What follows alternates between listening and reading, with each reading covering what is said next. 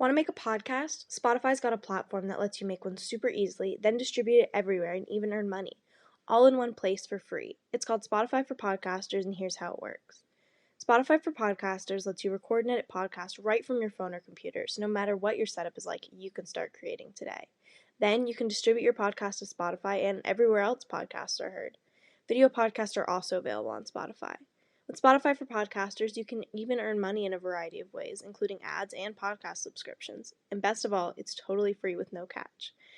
Spotify for Podcasters has made our podcasting process so much easier and even has options like Q&As and polls so we can engage with listeners.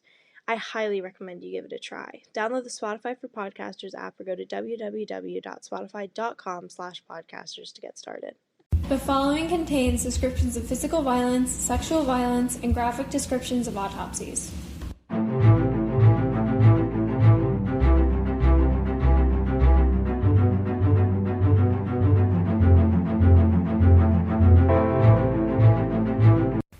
Hi listeners, welcome to episode 15 of TGIC Podcast. I'm Jillian. And I'm Izzy. We are really excited about today's case. We think you'll find it super interesting, just like us, and there's a little bit of true crime conspiracy involved, so I think that will be super fun to talk about. I mean, that's always like the super fun part, right? Conspiracy. Yeah, I mean, like, just talking about it is interesting and coming up with other things. Even though it might not make any sense at all, it's fun, and we can connect other cases. It's super cool. So let's just get right into today's case about the disappearance of Kristin Smart.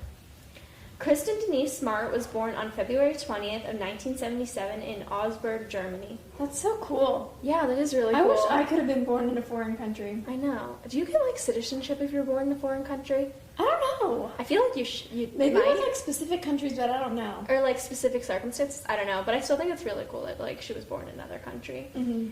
So she was raised by her parents, Stan and Denise Smart, and both of her parents were teachers. So I think they taught at, like, different places around. Like, I think she traveled a lot as a kid, which is super cool. And she had two siblings, a brother and a sister, and she moved to Stockton, California in her early childhood and was raised there. This is a long name, I can't even say it. California Polytechnic State University at the time of her disappearance. So that's, like, I think that's a good school. I think that's a good school, too. Polytechnic is such an interesting word. It sounds like a disease. It does not sound like a disease. It sounds like something for smart people. Yeah. Like, it sounds sciencey.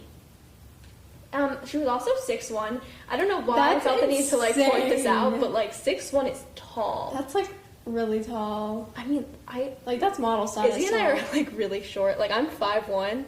And I'm, like, 5'3". Yeah, we're super tiny. But, very like, can you small. imagine, like, standing next to her? She would have been a foot taller than me. She's a foot taller than you. That's so crazy. Wait. I don't know any, like, tall people either. Like, literally everyone in my life is short. Yeah. Anyway, so we wanted to point that out. But that's pretty much it for her background. And then she's also, I just want to say, she's super pretty. If you look up pictures of her, she's, like, blonde and tan. Yeah, I just wanted to... And 6'1". And 6'1", yeah. Okay, so I'm going to get into the timeline a little bit. So Memorial Day weekend of 1996 was the last days that she was seen. So on May 24th of 1996, she was going to attend one of her friends' birthday parties that were on campus, like at her college. And I mean, obviously, since it was a college party, there was drinking involved. And How do you know that? Have you ever been to a college party, Izzy? No, I've seen movies though. I've never been to, like, a party. No, neither one of us have. This is so depressing. I feel like we have an excuse, though. There's a pandemic and we're only sophomores. Yeah, exactly. We're We fine. would have been invited to parties anyway. Maybe. Okay, We're supposed to sound cool on here, Izzy. On May 25th, but like this is 2 a.m. on May 25th, she was so heavily intoxicated that she was found passed out on a neighbor's lawn by fellow students. And I mean, in my opinion, one of the saddest parts about this case is the fact that, like, she was super, super excited to go. Like, her friend Margarita Campos, yeah. That's her name? Yeah, Margarita, yeah. That's, like, why does her name have such, what do you think, there's a term for that, like, what's the word that I'm trying to think of? Like, I don't know, like... It's something with symmetry, but it's like, what is this? Symbiotic? No, like, syllabic symmetry, that's what that is. Okay. So she recalled the night in an interview, and she said that Kristin was just so happy to get out, and she's quoted saying to Margarita, "Oh, come on, let's socialize." And these girls are inviting us out. Let's go. Aw, that is kind of sad. And I mean, actually, before they even went to the party, Margarita decided that she did not want to go because she had to study. And before they even got into the house, she just left Kristin. Okay, I mean, that sucks because of, like, the circumstances that followed. But, like, I mean... But Kristin was alone! She was at a party. It wasn't she was entirely... Like, you should always go to a party in pairs. Like, that's a smart choice.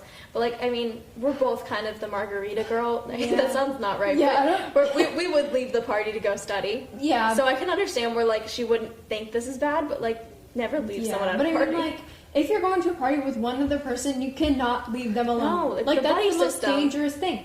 Like, this is why so many women and men get taken advantage of or kidnapped or... It's just, I just... Buddy system. Buddy system.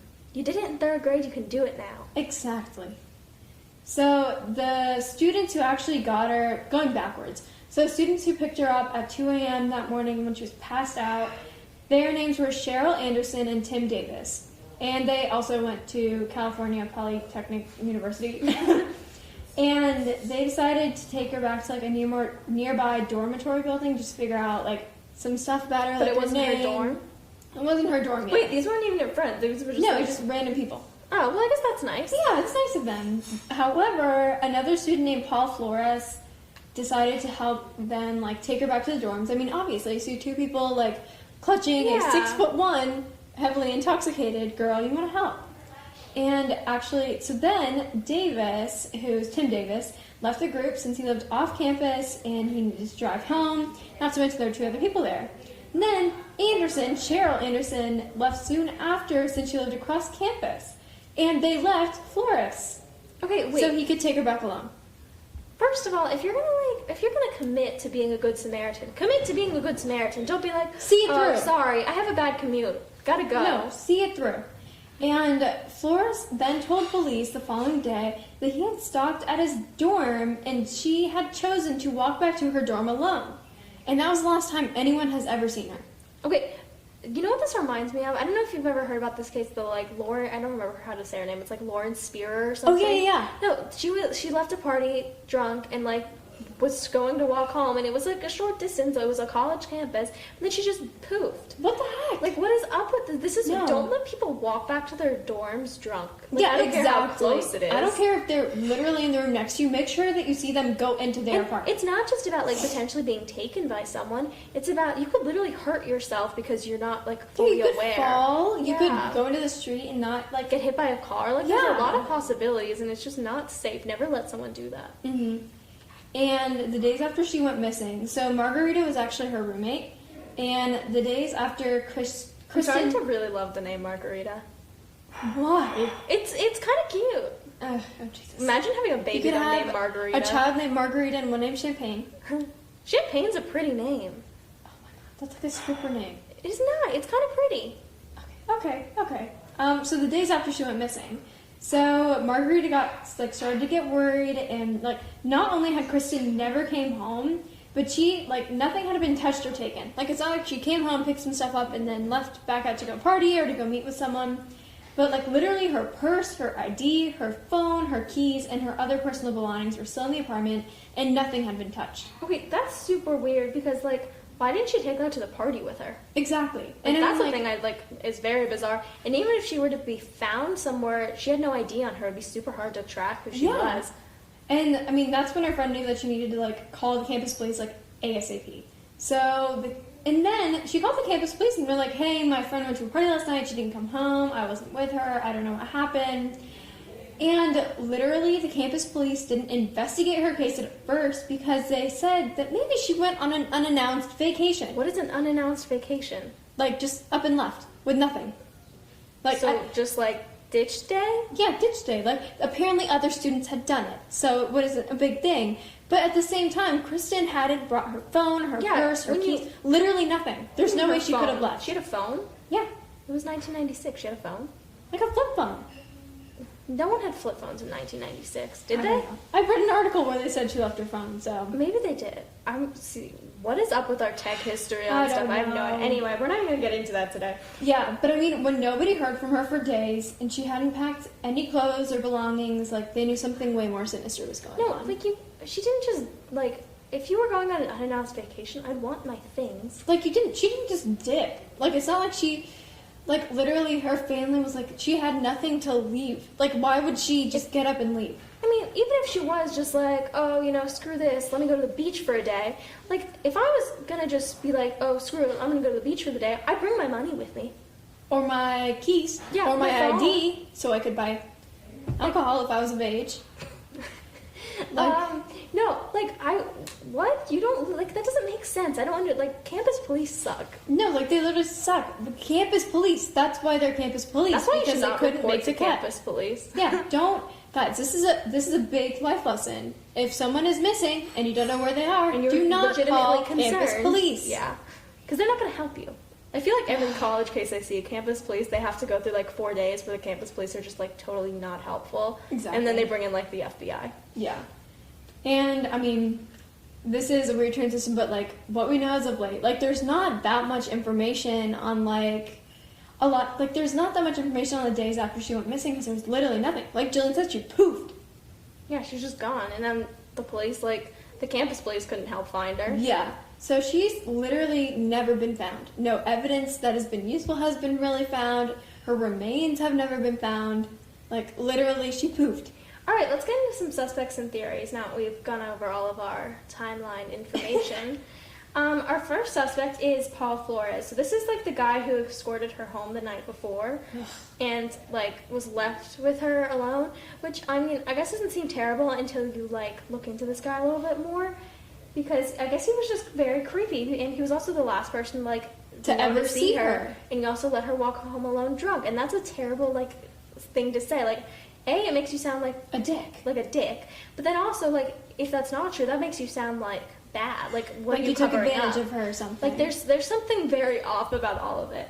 Anyway, so cadaver dogs actually searched his dorm the following day because he was, like, known as the primary suspect, and they detected the smell of, like, body remains in his bed, but, like, no one could substantiate any of it. Like, there was no other evidence found. That's freaking horrifying. No, it's super scary. Like, it, like, you don't just, like, cadaver dogs don't just smell, like, no, they don't just smell things and they're like, oh, my bad. I mean, they can't talk, but... Yeah, but, like, they're not going to mistaken, like, normal human body smell for dead human body smell. Yeah, and it's, again, it's not like he has, like, rotting food in his bed that you could even, like, He's in a say dorm. you could It's not even, mistake. like, an apartment. Yeah, exactly. It's a weird anything. Anyway, so because of that, he's always been, like, the primary suspect, but he's still under investigation in relation to her disappearance, and, like... And there's, like, no other stuff on this No, guy. I guess they just don't look into. I don't know what the deal is because the case is obviously still open, but he's the primary suspect and he's just never been formally, like, investigated very well. I wonder if they got any, like, DNA stuff. I think they have a lot of warrants out, is what I've noticed in my research, but like no results have come back. That's insane. Yeah. Like, at this point, that's, like, what? Like, almost 25 years? No, it's been a long time, and they're still, like, determining him as the primary suspect with no charges. Oh, Jesus. Okay. I'm gonna get on to Scott Peterson. This is the true crime conspiracy this part. is the conspiracy part. Okay. So, those of you who don't know, Scott Peterson is a convicted criminal and psychopath. So, in late 2002, he murdered his wife, Lacey Peterson, and their unborn son. And this case is, like, really big. Like, even my parents know this case. Everyone knows this case. Like, I mean, everyone it was one of those things, like we talked about with the Casey Anthony one. Like, it was one of those really big televised court cases. Yeah.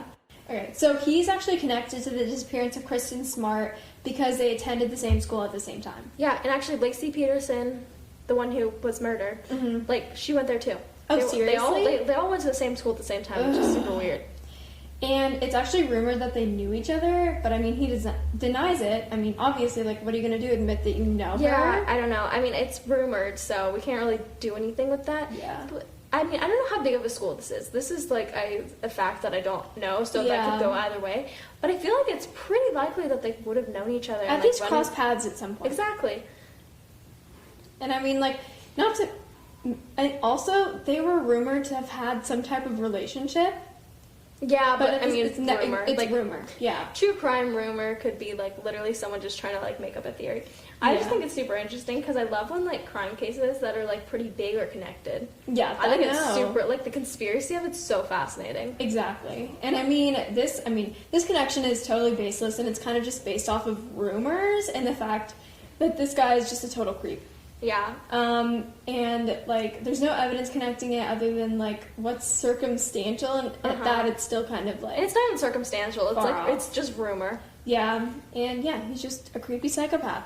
Okay, so here's why. As much as I love the conspiracy of this all, I personally don't think it was him in this case, just because A, it's like totally baseless. Like, it doesn't make a lot of sense.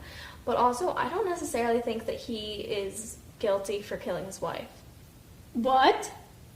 Yeah, like, it's a really big case, and I know it's big, like, I guess it's more controversial in recent years, but I heard about the case, and I, like, looked into it and stuff, and I personally not that I don't think he's innocent, I just think that he was kind of a dick, and so the police were like, okay, he's a terrible husband, let's charge him. There was just other stuff. I get If you look into this case, you'll notice that there was a lot of paths that the police didn't look down. Yeah. That I think, not necessarily very probable, but they could have been, and they didn't look.